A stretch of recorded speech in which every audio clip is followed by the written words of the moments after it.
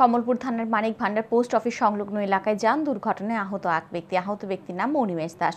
পেশায় সে একটি কুরিয়ার সার্ভিসের কর্মী। তার বাড়ি কমলপুরের হাড়ের খোলা এলাকায়।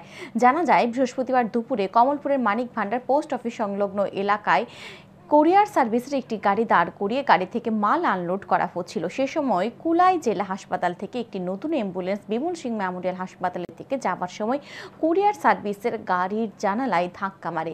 এতে কুরিয়ার সার্ভিসের কর্মী অনিমেষ গুরুতরভাবে আহত হয়। কমলপুর বিমল সিং মেমোরিয়াল হাসপাতালে কর্তব্যরত চিকিৎসক জানান, আহত অনিমেষ দাসের অবস্থা স্থিতিশীল, তবে তার মুখে ও মাথায় গুরুতর আঘাত লেগেছে। তাই তাকে উন্নত চিকিৎসার জন্য কুলাই জেলা হাসপাতালে রেফার করে দেওয়া হয়েছে।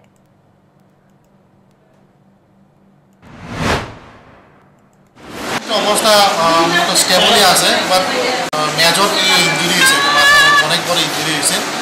সো এই কারণে রেফার করা হয়েছে হায়ার সেন্টারে। আফটার ইনভেস্টিগেশন করার লেগে কোলাই ডিস্ট্রিক্ট হসপিটাল সিটি স্ক্যান এখানে করানো। স্যার এমনিতে কিরকম অবস্থা স্যারটা? পেশেন্টটা ওখানে স্টেবলই আছে, বাট ওখানে সিটি স্ক্যানের রিপোর্টের উপর ডিপেন্ড করে দিয়ে